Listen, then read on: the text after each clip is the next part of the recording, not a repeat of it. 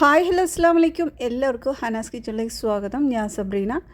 ഇന്ന് നമുക്കിത് ജ്യൂസിൻ്റെ റെസിപ്പി ആയിട്ട് തന്നെയാണ് വന്നത്. അപ്പോൾ നമുക്ക് എങ്ങനെ ഉണ്ടാക്കുന്നതെന്ന് നോക്കാം. അപ്പോൾ നമ്മളിവിടെ ആദ്യം ഇളനീരിൻ്റെ ജ്യൂസാണ് ഉണ്ടാക്കുന്നത്. എനിക്കിതിവിടെ ഫ്രഷ് ആയിട്ടുള്ള ഇളനീർ കിട്ടാറില്ല. അപ്പോൾ ഇതുപോലെ പാക്കറ്റിലുള്ള ഇളനീരാണ് ഞാൻ എടുത്തിട്ടുള്ളത്. അത് കുറച്ച് നമുക്ക് എടുക്കാം. ഇതിന്ന് ഇത് ഫ്രോസൺ ആയിട്ട് കിട്ടുന്നതാണ് കേട്ടോ. നല്ലൊരു ക്രീമി പോലെ ആയിട്ടാണ് ഉള്ളത്. അതിൻ്റെ പൾപ്പൊന്നും അങ്ങനെ ഇല്ല, പക്ഷേ അതെല്ലാം അരച്ചിട്ട് ആ ഒരു ക്രീം പോലത്തെ ഒരു ഇതാണ് ഉള്ളത്. അപ്പോൾ നമ്മളത് മിക്സിയുടെ ജാറിലോട്ട് ഇട്ട് കൊടുത്തു. ഇനി ഇതിലോട്ട് നമുക്കിത് പാലാണ് ഒഴിച്ചു കൊടുക്കുന്നത്. നല്ല തണുത്ത പാലാണ് ഒഴിക്കേണ്ടത്. ഐസ് ആയിട്ടുള്ള പാലുണ്ടെങ്കിൽ അതായിരിക്കും കേട്ടോ ഒന്നുകൊണ്ട് ബെസ്റ്റ്. ഇനി ഇതാ മധുരത്തിനായിട്ട് പഞ്ചസാരയും ചേർത്ത് കൊടുത്തിട്ടുണ്ട്. ഇനി ലാസ്റ്റായിട്ട് കുറച്ച് ബൂസ്റ്റ് പൊടിയാണ് ചേർക്കുന്നത്. ഇത് ഇല്ലെങ്കിലും നമുക്ക് ഉണ്ടാക്കാം, പക്ഷേ ഇതിൻ്റെ ടേസ്റ്റ് നമ്മൾ ഈ ഒരു ജ്യൂസിന് നല്ല രുചിയായിരിക്കും. അപ്പോൾ അത് നന്നായി അടിച്ചതിന് ശേഷം നമുക്ക് ഗ്ലാസ്സിലോട്ട് സെർവ് ചെയ്യാം. ഈ ചൂട് കാലത്ത് ഉണ്ടാക്കാൻ പറ്റിയ നല്ലൊരു ജ്യൂസാണ്. ഇതിലേക്ക് ഐസ്ക്രീമെല്ലാം ഇട്ടിട്ടുണ്ടെങ്കിൽ അടിപൊളിയായിരിക്കും. ഇനി അടുത്തൊരു റെസിപ്പി നോക്കാം. ഇത് ഞാൻ സ്ട്രോബെറി വെച്ചിട്ടാണ് ഉണ്ടാക്കുന്നത്. സ്ട്രോബെറി വെച്ചിട്ട് 3 റെസിപ്പിയാണ് ഇവിടെ കാണിക്കുന്നത്. അപ്പോൾ ഇതാ സ്ട്രോബെറി കട്ട് ചെയ്ത് നമുക്ക് മിക്സിയുടെ ജാറിലേക്ക് ഇട്ട് കൊടുക്കാം. സ്ട്രോബെറി കൊണ്ട് പാൽ വെച്ചിട്ടും പാലില്ലാതെ ഉണ്ടാക്കാറുണ്ട് കേട്ടോ. അപ്പോൾ അത് രണ്ടും ഈ ഒരു വീഡിയോയിൽ കാണിക്കുന്നുണ്ട്. അപ്പോൾ സ്കിപ്പ് ചെയ്ത് മുഴുവനും കാണണേ. അപ്പോൾ ഇതാ നമ്മളെല്ലാം കട്ട് ചെയ്ത് മിക്സിയിലേക്ക് ഇട്ടിട്ടുണ്ട്. ഇനി നമുക്ക് ഇതിലോട്ട് പാലാണ് ഒഴിക്കേണ്ടത്. നല്ല തണുത്ത 1 കപ്പ് പാൽ എടുത്തിട്ടുണ്ട്. മിൽക്ക് ജ്യൂസൊക്കെ ഉണ്ടാക്കുന്ന സമയത്ത് നല്ല കട്ടിയായിട്ടുള്ളത് തന്നെ ഉണ്ടാക്കണം കേട്ടോ. അപ്പോഴാണ് ടേസ്റ്റ്. ഒരുപാട് വെള്ളം ഒഴിച്ചാൽ ആ ഒരു ജ്യൂസിൻ്റെ ടേസ്റ്റ് തന്നെ കുറയും. അപ്പോൾ അതാ പാൽ ഒഴിച്ചിട്ടുണ്ട്. ഇതിലോട്ട് നമ്മൾ ആവശ്യത്തിനുള്ള പഞ്ചസാരയും ചേർത്ത് കൊടുക്കാം. ഇനിയിപ്പോൾ അത് നന്നായി അടിച്ച ശേഷം ഗ്ലാസ്സിലോട്ട് സെർവ് ചെയ്യാം.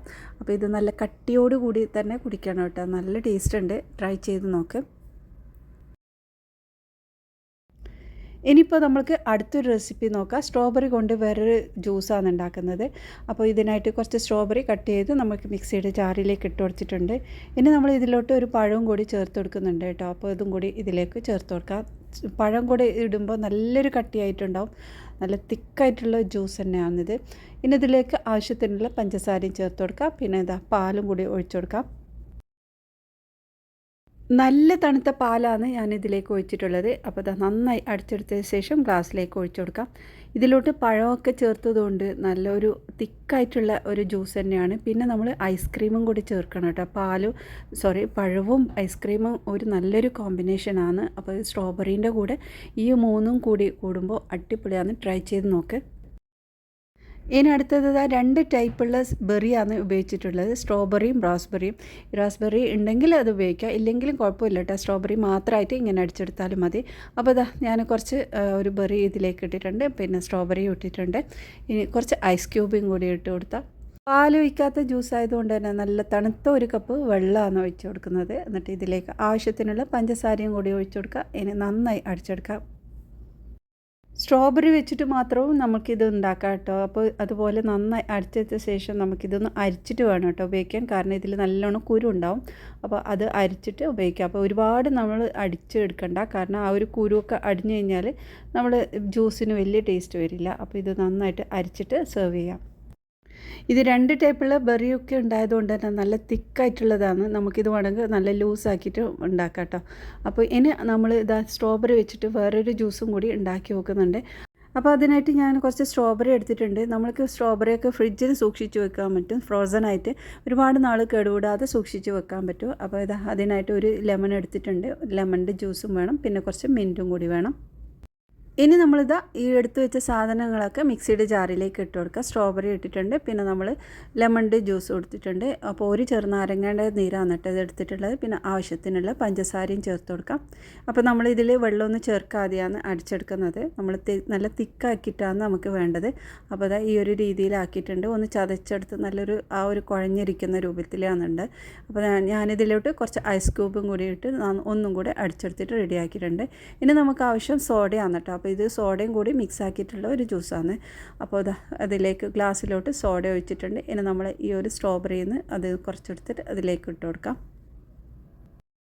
സ്ട്രോബെറി നമ്മൾ വെള്ളമൊന്നും ഒഴിക്കാതെ നല്ല കട്ടിയാക്കിയിട്ടാണ് അരച്ചെടുക്കേണ്ടത്. അപ്പോൾ ഇത് നമ്മൾ സോഡയിലിട്ട് മിക്സ് ആക്കുന്ന അതുകൊണ്ട് തന്നെ നമ്മളിതിൽ വെള്ളം ചേർക്കേണ്ടതില്ല. അപ്പോൾ ഇതാ ഈ ഒരു ഗ്ലാസിൻ്റെ മുകളിലോട്ട് ഒഴിച്ചതിന് ശേഷം അതിൻ്റെ മുകളിലോട്ട് കുറച്ച് ഐസ് ക്യൂബും കൂടി ഇട്ട് കൊടുക്കാം. പിന്നെ അതാ ഭംഗിക്ക് വേണ്ടി കുറച്ച് മിൻറ്റും കൂടി ഇട്ട് കൊടുക്കാം. അപ്പോൾ നല്ല ടേസ്റ്റി ആയിട്ടുള്ള ഒരു ജ്യൂസാണ്. ട്രൈ ചെയ്ത് നോക്ക്, എല്ലാവർക്കും ഇഷ്ടപ്പെടും. നല്ലൊരു റിഫ്രഷിങ് ജ്യൂസാണ് കേട്ടോ.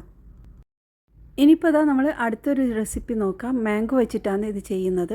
നമ്മുടെ ജ്യൂസ് ഉണ്ടാക്കാൻ വേണ്ടി നല്ല പഴുത്തൊരു മാങ്ങ എടുത്തിട്ടുണ്ട്. അത് ചെറുതായി കട്ട് ചെയ്ത് മാറ്റി വെക്കാം. ഇനി ഒരു റുമാനും എടുത്തിട്ടുണ്ട്. അപ്പോൾ അതിൻ്റെ കട്ട് ചെയ്ത് കുരുവെല്ലാം സെപ്പറേറ്റ് ആക്കി വെക്കാം. അപ്പോൾ ഇത് നല്ലൊരു ഹെൽത്തി ആയിട്ടുള്ള ഒരു ജ്യൂസാണ്. ഇനി ഈ റുമാന് നമുക്ക് മിക്സിയിലേക്ക് ഇട്ട് കൊടുക്കാം. അപ്പോൾ ഈ ഒരു റുമാൽ ഒരുപാട് ഗുണങ്ങളുള്ളതാണ്. നമ്മൾ ഏത് വിധത്തിലും കഴിക്കണം. കുട്ടികൾക്ക് ഇഷ്ടമുള്ള രീതിയിൽ നമ്മളിത് ഉണ്ടാക്കി കൊടുക്കണം. ജ്യൂസായിട്ടോ ഇത് തിന്നാനോ നമുക്ക് പുഡിങ് ഒരുപാട് എന്തൊക്കെ ഉണ്ടാക്കാൻ പറ്റുന്നുണ്ട് റുമാലിനെ കൊണ്ട്. അപ്പോൾ അതിലേക്ക് ഇനി നമുക്ക് ഒരു കപ്പ് നല്ല തണുത്ത പാലാണ് ഒഴിച്ചു കൊടുക്കാനുള്ളത്. ഇനി നമുക്കിതൊന്ന് അരച്ചെടുക്കാം. അപ്പോൾ നല്ലോണം തരിയായിട്ട് അരക്കണ്ട. ഇതിൻ്റെ കുരുവൊക്കെ അടിയാത്ത വിധത്തിൽ വേണം നമുക്കിതൊന്ന് അരച്ചെടുക്കാൻ വേണ്ടിയിട്ട്.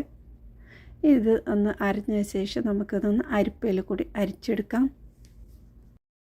ഇനി മാങ്ങ കിട്ടിയാൽ ഈ ഒരു രീതിയിൽ നിങ്ങൾ ജ്യൂസ് ഉണ്ടാക്കി നോക്കുക കേട്ടോ. നല്ല ടേസ്റ്റ് ഉണ്ട്. അപ്പം നമുക്ക് വിരുന്നുകാർക്ക് കൊടുക്കാനും നോമ്പ് കാലത്ത് കഴിക്കാനും ഒക്കെ നല്ലൊരു ടേസ്റ്റ് തന്നെയാണ് കേട്ടോ. നല്ല ഹെൽത്തി ആയിട്ടുള്ള ജ്യൂസ്. അപ്പോൾ ഇത്രയും ജ്യൂസ് നമുക്ക് കിട്ടിയിട്ടുണ്ട്. ഇതിൽ നിന്ന് ഒരു കപ്പ് ഞാൻ മാറ്റിയെടുക്കുന്നുണ്ട്. കുറച്ച് ബാക്കി വെച്ചിട്ടുമുണ്ട്.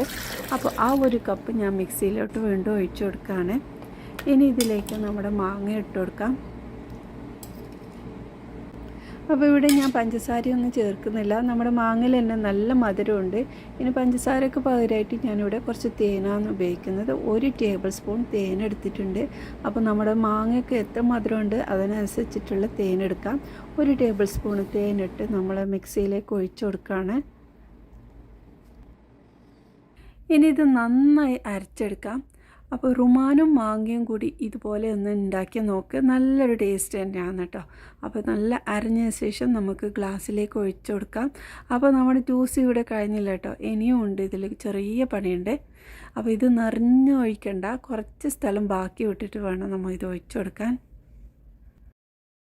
ഇനി ഈ ഗ്ലാസിൻ്റെ ബാക്കിയുള്ള സ്പേസിലേക്ക് നമ്മൾ ബാക്കി വെച്ച റുമാൻ ജ്യൂസ് ഒഴിച്ചു കൊടുക്കണം. നിറയെ നമുക്ക് അത് ഒഴിച്ചു കൊടുക്കാം. അപ്പോൾ നമ്മൾ ഈ ഒഴിച്ച റുമാൻ ജ്യൂസ് അടിയിൽ പോയിട്ട് നിൽക്കും. അപ്പോൾ 2 ലെയറായിട്ട് കിട്ടും നമ്മൾ ഈ ഒരു ജ്യൂസ്. അപ്പോൾ കാണാനും ഒരു ഭംഗിയായി. കുട്ടികൾക്കെല്ലാം ഇതുപോലെ ഉണ്ടാക്കി കൊടുത്താൽ അവർക്കും ഇഷ്ടപ്പെടും. അപ്പോൾ ഈ ഒരു രീതിയിൽ നിങ്ങൾ ഉണ്ടാക്കി നോക്കേ. നമ്മൾ ഇതിൽ പഞ്ചസാരയായിട്ട് വേറെ ഒന്നും ചേർത്തിട്ടില്ല. അപ്പോൾ തേനിൻ്റെയും പാലിൻ്റെയും മധുരം മാത്രമാണ് ഈ ഒരു ജ്യൂസിലേക്ക് വന്നിട്ടുള്ളത്.